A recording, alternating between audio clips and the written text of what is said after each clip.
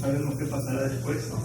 El tema que voy a tratar es nutrición en diarrea crónica, y como siempre cuando hablamos de diarrea, lo primero es la clasificación, y dentro de la clasificación tenemos dos grandes grupos: las llamadas diarreas acuosas, que a su vez pueden ser aguda, persistente o crónica, y las llamadas diarreas disentéricas, en cuyo caso son deposiciones líquidas con moco y con sangre predominantemente. En el caso de las diarreas acuosas puede haber moco pero no hay sangre, y nos referimos a diarrea aguda cuando ésta tiene menos de 14 días. La diarrea persistente cuando tiene más de 14 días, y la diarrea crónica cuando hay más de 28 días.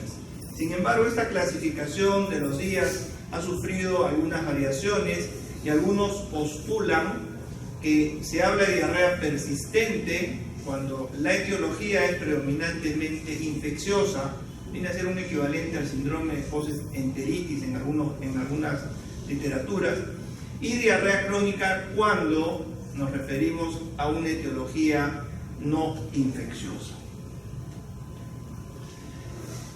Estas clasificaciones que les he presentado deben ser diferenciadas de la llamada diarrea intratable. En este caso se presentan en menores de 3 meses y, como dice, diarrea de más de 2 semanas de duración, con cultivos negativos para enteropatógenos y parasitológico seriado negativo. Y las entidades relacionadas con la diarrea intratable se encuentran en esta diapositiva. Algunas o la gran mayoría son muy raras y muy difíciles de diagnosticar en algunos casos. En relación a la etiología, no tenemos un mapa de lo que normalmente vemos aquí en el Perú. Yo les traigo esta referencia del año 2012 de un estudio europeo, en donde lo que llama la atención es que el 28% tienen o presentan la llamada diarrea de tipo funcional. Más adelante vamos a hablar al respecto. Y un 24% sufren de enfermedad inflamatoria intestinal. Y observen, solamente un 8% tienen diarrea infecciosa, cosa que en nuestro caso asumimos que es completamente diferente. Lo otro que hay que notar es que un buen porcentaje se debe a alergia o intolerancia alimentaria, que yo creo que sí estamos viendo cada vez más como motivo de consulta en nuestros pacientes. Hay una larga lista de entidades que pueden de alguna manera presentarse como diarrea crónica. Las hay, aquí ponen infecciosas, como dije, en censo estricto no deberían estar, pero esa es una literatura de España en donde la consideran. Tenemos alteraciones inmunitarias e inflamatorias, dentro de ellas probablemente destacar la enfermedad celíaca, que es un problema en otras partes de Latinoamérica, Chile, Argentina, por ejemplo. En nuestro país probablemente ya estén por llegar muchos casos, si es que pensamos en ellos y podemos diagnosticarlos. Otro grupo de patologías debido a insuficiencia pancreática o disfunciones hepatobiliares. Intolerancia a carbohidratos, muy importante, cada vez se están reportando más casos de problemas de lactosa, ya sabemos, pero de otras deficiencias de otras enzimas que hacen que no se toleren algunos de los carbohidratos. También podemos encontrar alteraciones de la motilidad, y aquí a la cabeza la diarrea crónica inespecífica, que yo creo que es una de las causas más frecuentes de diarrea crónica en niños mayores de 6 meses. También considerar alteraciones estructurales, hemos hablado de alguna de ellas, defectos en el transporte de electrolitos y metabolitos, y posteriormente considerar tumores que pudieran estar presentando como parte de su cuadro clínico diarrea crónica. Si hacemos una separación por las edades, sabemos que en pediatría es muy importante tratar de separar por edades y así llegar a un diagnóstico. Podemos ver que de inicio neonatal tenemos algunas de las enfermedades que hemos mencionado, las llamadas, sobre todo la diarrea sódica congénita o la diarrea clorada congénita, o la displasia epitelial intestinal, que como dije son raras. Más rara aún sería la deficiencia congénita de lactasa, es decir, en este caso el paciente nace sin producción de lactasa y desde los primeros primeras horas, cuando empieza a tomar leche, presenta un cuadro clínico característico, diarreas, vómitos, y que si uno no lo diagnostica a tiempo lo podría llevar a la muerte. En niños menores de 6 meses, aquí la diarrea post-enteritis, que como mencioné, viene a ser un equivalente de la diarrea persistente, ya empieza a aparecer en aquellos pacientes que pueden tener intolerancia o alergia a la proteína de leche de vaca. Posteriormente va a haber una charla al respecto. Considerar también la posibilidad de fibrosis quística, inmunodeficiencia y, más raro, pero no olvidarnos de la enteropatía autoinmune. Entre 6 meses y 4 años, yo creo que la mayoría pensará en un parásito, pero deberíamos considerar, en caso que sea negativo, diarrea crónica inespecífica, enfermedad celíaca y fibrosis quística, como dije, y alergia alimentaria. Y en niños mayores, probablemente giardiasis y la aparición de la intolerancia a la lactosa o hipolactasia tipo adulto, que es la más frecuente a nivel mundial. En relación al síndrome post-enteritis, como dije, es un síndrome que se caracteriza por la persistencia de diarrea durante más de 14 días, después de un inicio de una gastroenteritis aguda. Hay varios factores identificados, obviamente pacientes malnutridos o inmunodeficientes, pero más importante aún es el tratamiento inadecuado de esta diarrea aguda. Hasta el cansancio hemos repetido de que el manejo nutricional de una diarrea es darle de comer. La dieta de pollo hervido, pollo a la plancha, esa no es una dieta adecuada para el niño que tiene diarrea. Los puedo retar a que traten de comer eso 2 o 3 días, se van a aburrir. Un niño que esté enfermo, si le dan algo feo, no va a comer y se puede desnutrir peor. Es más frecuente, como dice, en niños menores de 18 meses, y el manejo nutricional adecuado ha disminuido su incidencia y su mortalidad en los países desarrollados. Pero en países en vías de desarrollo todavía sigue siendo un problema.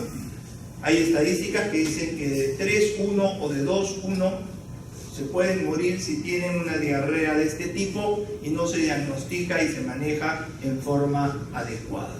En este caso, la mayoría puede presentar una intolerancia a la lactosa y por lo tanto se recomienda el retiro de este carbohidrato durante 4 a 6 semanas. Es una recomendación, nosotros generalmente no más de 2 semanas si es que el paciente está en un estado nutricional adecuado. Y si no hay respuesta, tendríamos que utilizar alguna de las fórmulas tipo extensamente hidrolizadas o fórmulas semi-elementales, porque en ese caso estaríamos sospechando que mi paciente se sensibilizó a la proteína. Sabemos que durante una gastroenteritis fuerte puede haber un aumento en la permeabilidad intestinal. En ese momento un paciente que no había sido alérgico a la proteína de leche de vaca se sensibiliza y a partir de ahí puede desarrollar un cuadro clínico relacionado a la ingesta de proteína de leche de vaca, y en ese caso tendríamos que utilizar las fórmulas extensamente hidrolizadas. Este es uno de los diagnósticos más importantes que todo pediatra debe conocer. Este es un trastorno funcional, es la diarrea crónica en específica, es bastante más frecuente de lo que ustedes consideran. En este caso se trata de niños que tienen evacuaciones indoloras de 3 o más deposiciones al día, voluminosas y poco formadas. En algunos casos incluso aparecen verduras no digeridas, entre comillas, y una característica es que la deposición en la mañana es más formada y a medida que va avanzando el día se va aflojando. Debemos considerar una duración de más de 4 semanas según los criterios de Roma 3, y entre niños que tienen 6 a 36 meses de edad, no antes, y es muy raro mucho después. Otro punto importante es que las deposiciones solo ocurren en el día y que si es que uno maneja nutricionalmente bien al paciente, el peso y la talla se mantienen igual. Muchas veces cuando llegan estos pacientes han estado recibiendo dietas hipocalóricas, hipograsa, etcétera, que lo único que hacen es bajar y alterar el peso de estos niños y nos podemos confundir. El diagnóstico es clínico y las pruebas complementarias, todas las que quieran hacer, van a salir normales. El tratamiento consiste en tomar una dieta equilibrada, como dice ahí, evitando restricciones dietéticas. Por el contrario, darle grasa puede ser interesante porque esto hace que se lentezca el tránsito intestinal y por lo tanto la recomendación es que estos pacientes se pudieran ver beneficiados con que un 30 o 50% del total de calorías sea grasa. A ver si algunos papás nos creen, ese es el otro problema, ¿no? Porque siempre para ellos la grasa es mala. Reducir la ingesta de hidratos de carbono simple, algunos dicen que fructosa o sorbitol, golosinas, evitarlas, pero no hay nada que indique que haya una mala absorción de carbohidratos. Las pruebas de sustancias reductoras por lo general salen normales.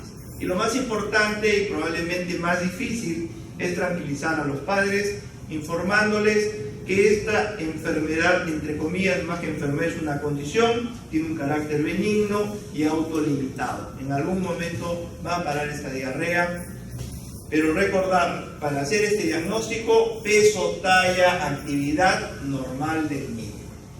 Y la única recomendación es que, bueno, si es un niño pequeño va a gastar más pañales y no vamos a hacer otra cosa más que esperar. En relación al sobrecrecimiento bacteriano, sabemos que hay condiciones que pueden de alguna manera predisponer a esta condición. Sabemos que tenemos una microbiota intestinal que está en equilibrio y que alguna de estas alteraciones anatómicas pueden hacer que bacterias que deberían estar en el colon y en equilibrio puedan invadir el intestino delgado y producir un cuadro clínico. Estas bacterias, al estar en el intestino delgado, que es donde se absorben la mayoría de carbohidratos, lo que van a producir es fermentación en el intestino delgado y por lo tanto síntomas como diarrea, distensión, dolor abdominal y malabsorción. Otro de los factores que puede contribuir a un sobrecrecimiento bacteriano es el abuso de los antibióticos, que lamentablemente muchos de nuestros colegas todavía insisten en tratar procesos virales con antibióticos y eso puede alterar la microbiota intestinal. La prueba diagnóstica es el test de hidrógeno expirado, pero en este caso se utiliza glucosa, es la recomendación. Y también pueden utilizar lactosa, pero en ese caso lo que ustedes deberían esperar es un incremento rápido del hidrógeno en la prueba, es decir, a los 30 o 60 minutos, una elevación rápida, y con eso podrían sospechar que el paciente tiene sobrecrecimiento bacteriano. El tratamiento más utilizado es metronidazol, recuerden que hay bacterias anaeróbicas, y la amoxicilina con ácido clavulánico por 1 a 3 semanas, y hay algunos datos interesantes sobre el uso de probióticos en esta condición. El otro punto que cada vez aparece más información es en relación a la intolerancia a los carbohidratos.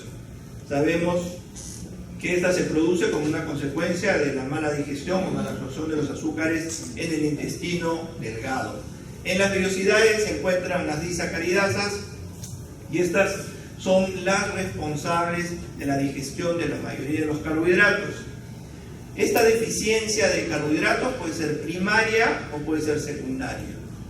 Y dentro de las que son las más frecuentes está la intolerancia o deficiencia de lactasa, de sacarasa, isomaltasa, trehalasa, glucosa, galactosa, entre otras, pero cada vez aparecen más casos de otro tipo de carbohidratos. Los síntomas clínicos son diarrea crónica, flatulencia, distensión y dolor abdominales, porque estos carbohidratos al no absorberse llegan al colon y son fermentadas por las bacterias de la microbiota intestinal y se presenta el cuadro clínico.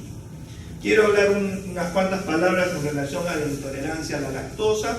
Esta puede ser de dos tipos: la intolerancia a la primaria, intolerancia a la lactosa primaria, que tiene dos tipos también. La deficiencia congénita de lactasa, como ya mencioné, el niño nace sin lactasa, es extremadamente rara, no hay más de 60 casos reportados en el mundo. Y la segunda es la hipolactasia tipo adulto, ¿sí? En este caso, lo que ocurre es que en algún momento el ser humano deja de producir lactasa y al seguir consumiendo productos lácteos se vuelve intolerante. A ver, ¿cuántos de los que están en el auditorio toleran la leche? Que levanten la mano. A ver, 1, 2, 3, 4, 5. Al resto le cae mal la leche, ¿no toman? Ok.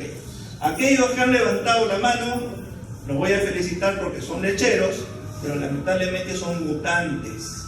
¿Ya? Ustedes tienen una mutación que los seres humanos normales, intolerantes, no tenemos. El ser humano es un mamífero y como tal, genéticamente está diseñado para producir lactasa solo hasta la edad que nuestra mamá nos debe dar. ¿Qué edad es esa? 3 años, dice la doctora. Yo conozco mañosos que hasta los 6 están ahí con la mamá, pero bueno, normalmente entre los 3 y 4 años deberían dejar de lactar.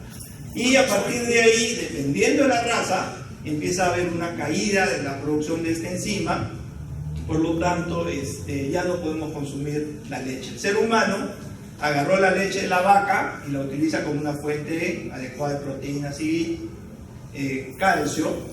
Y entonces cuenta la historia que hace muchos años sus antepasados mutaron porque vivían consumiendo este producto y hay una mutación que les permite seguir produciendo lactasa y pueden seguir consumiendo productos lácteos. En relación a la diarrea, generalmente la giardia, el rotavirus producen una intolerancia a la lactosa secundaria porque dañan la mucosa intestinal y al dañarla la lactasa desaparece y no se puede digerir la lactosa. En relación al enfoque diagnóstico, he traído esas 4 que me parecen las más representativas. No vamos a hablar mucho más de otras entidades. Probablemente mencionar que la enfermedad celíaca sí puede ser importante, como dije, de aquí en adelante. Hasta hace un tiempo se creía que aquel niño que cuando empezaba a consumir productos con trigo, tallarines, galletas, etcétera, tenía un cuadro clínico de diarrea, malnutrición, malabsorción, etcétera, y era celíaco, y posteriormente ya no era celíaco. Sin embargo, en la actualidad se sabe que hay un buen grupo de personas que son celíacas, pero tienen una forma latente o subclínica, y que se puede manifestar después con manifestaciones clínicas. Muchos de los pacientes con colon irritable se ha descubierto que son celíacos después de un tiempo, y por eso es que ustedes ven ahorita en los supermercados muchos productos libres de gluten, porque en Europa es bastante frecuente, en Chile, Argentina, que tienen descendientes europeos principalmente también.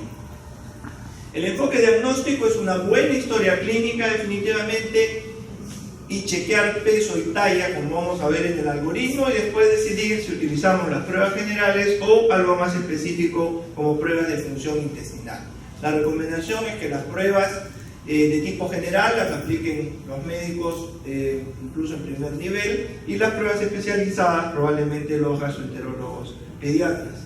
Este es un algoritmo muy práctico, donde ustedes pueden ver que si el paciente tiene diarrea crónica, lo primero que hay que chequear es peso y talla.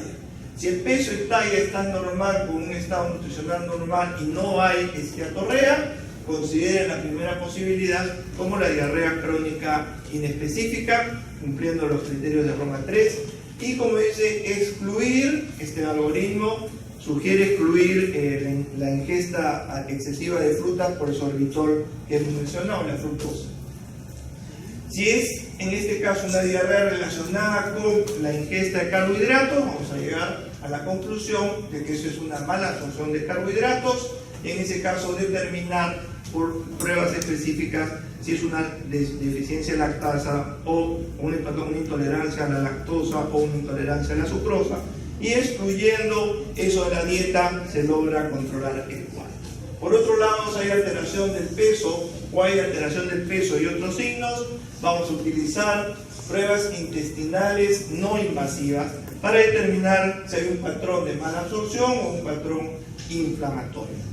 En el caso del patrón de mala absorción, pudiera estar recomendado una endoscopía alta y utilizarlo para diagnósticos de test para determinar el tratamiento específico. En el caso del patrón inflamatorio, en ese caso se haría una colonoscopía para los mismos fines. Las pruebas generales son las que ustedes conocen: un coprocultivo, en el cual vamos a aislar bacterias. Tengan cuidado porque no todos los laboratorios aíslan todas las bacterias. En mi hospital, por ejemplo, E. coli muy rara vez podemos diagnosticar, porque si encuentran una E. coli sospechosa la mandan al Instituto Nacional de Salud y cuando regresa ya pasaron como 5 o 7 días y el paciente ya se fue. O en el caso del Campylobacter, por ejemplo, requiere medios enriquecidos y por lo tanto ustedes deberían saber con qué laboratorio tratar para creer si ese coprocultivo es adecuado o no. Por otro lado, en relación a los parásitos, sabemos que pedimos el parasitológico seriado, son 3 muestras, y recordar que hay parásitos que requieren de tinciones especiales. En muchos laboratorios solo hacen el directo y por concentración, en ese caso las coccidias, las ciclosporas no se van a identificar y pudieran seguir produciendo diarrea. Después tenemos exámenes de sangre, estos son los clásicos, hormonas tiroideas, recordar que hay un grupo de pacientes que pueden tener alteración del ritmo defecatorio por alteración de estas hormonas, problemas del hígado, serología para enfermedad celíaca, anticuerpos antitransglutaminasas, antipéptido de aminado de gliadina, y también pudieran pedir la prueba genética, se encuentra en algunos laboratorios. El único problema es que son extremadamente caras para la población general. Chequear la orina y en algunos casos deberíamos utilizar la prueba terapéutica, sobre todo en el caso de una alergia a la proteína de leche de vaca. Las pruebas de función intestinal van a depender de lo que ustedes estén buscando. Tenemos estas pruebas para determinación de grasa. Nosotros utilizamos la prueba de Sudán, que es una prueba cualitativa en realidad. Tenemos una gran cantidad de estas pruebas, lamentablemente no todas las tenemos a la mano y en algunos casos son muy difíciles de obtener. Y por aquí ya empiezan a aparecer las pruebas de tipo invasivo, pero para eso también necesitaríamos laboratorios que nos permitan la determinación de algunas enzimas, sobre todo si queremos llegar a un diagnóstico etiológico. En relación al test de hidrógeno expirado, es una técnica bastante sencilla. La única condición es que el niño pueda soplar la bolsita y llenar con aire la bolsita para poder determinar mediante un espectrofotómetro la cantidad de hidrógeno que tiene en su aliento. El paciente llega al laboratorio en ayunas, sopla la bolsita, se toma un basal y se le da el carbohidrato, sobre todo lactosa o glucosa en algunos casos, y cada media hora se toma una muestra del aliento, y si hay una elevación de más de 20 partes por millón sobre el basal, consideramos que la prueba es positiva. Otra forma de asumir que la prueba es positiva es si durante la prueba el niño presenta síntomas.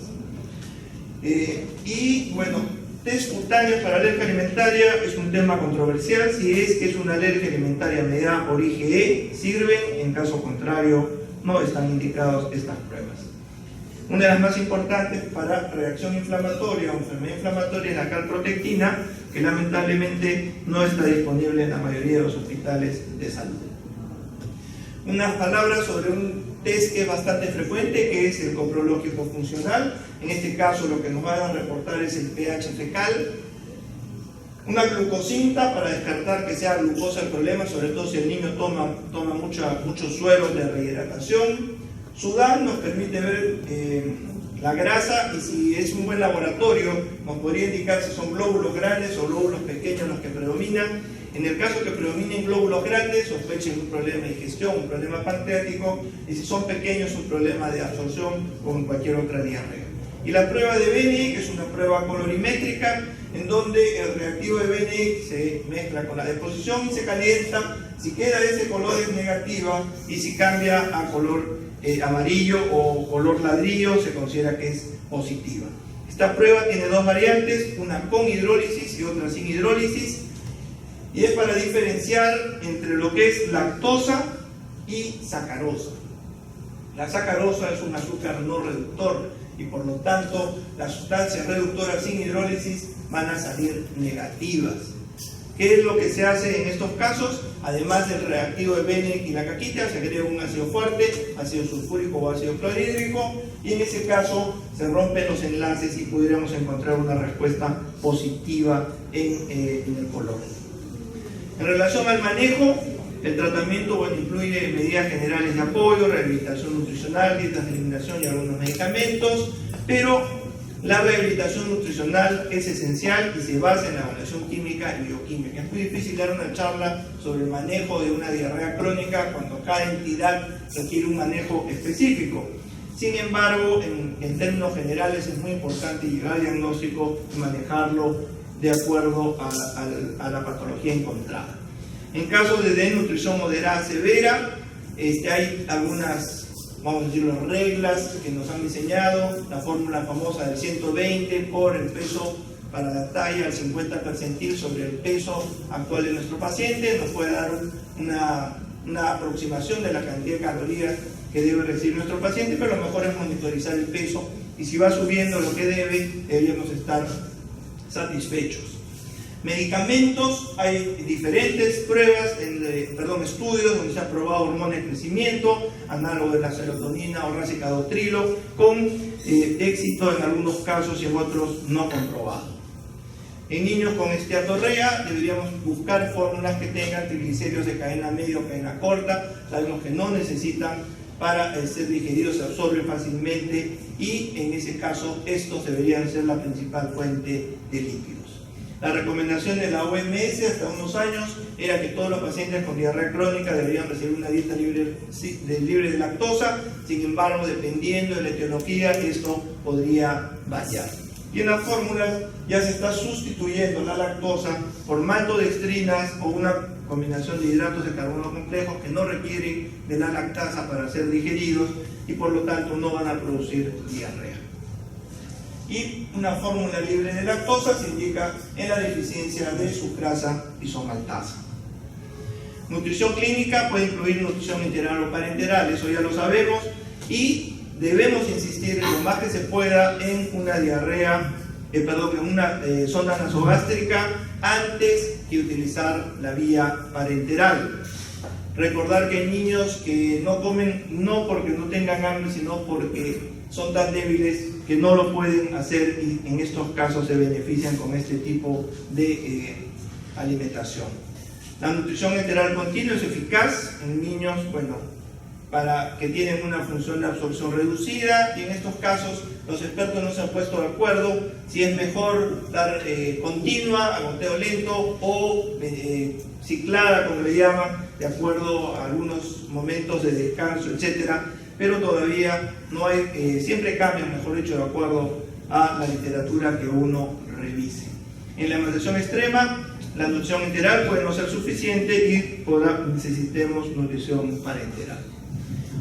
Muy importante, los micronutrientes y suplementos de vitaminas son partes de la rehabilitación nutricional y así podemos prevenir más problemas, sobre todo en los niños desnutridos en países en desarrollo como el nuestro. En relación a los suplementos de zinc, hasta hace unos años las guías recomendaban que todos los niños menores de 6 meses debían recibir 10 miligramos de zinc, mayores de 6 meses 20 miligramos de zinc por 2 semanas. Sin embargo, los metaanálisis recientes sobre el uso de zinc en diarrea han llegado a la conclusión que solamente se beneficiarían aquellos pacientes que tienen deficiencia de zinc. La rehabilitación nutricional tiene un efecto beneficioso en general sobre el estado general del paciente, la función intestinal y la respuesta inmune, y por lo tanto debe ser prioritario en estos pacientes iniciarla lo más pronto que se pueda. En conclusión, la etiología y la presentación clínica de la diarrea crónica en los niños son diferentes a las observadas en los adultos. Es bien importante esto, porque cuando ustedes buscan literatura pueden encontrar artículos sobre adultos y es completamente diferente. El enfoque diagnóstico, preferentemente no invasivo, es importante el apoyo por pruebas de la función intestinal. La nutrición es vital, por lo general normal. La rehabilitación de niños desnutridos con algunas fórmulas especiales o en los casos de alergia, dietas de inclusión o de lactosa, en aquellos casos sería muy importante de acuerdo al diagnóstico, y el uso de antibióticos u otros medicamentos solo en los casos específicos. Eso es todo, muchas gracias por su atención. Doctor Martí, le agradecemos su exposición.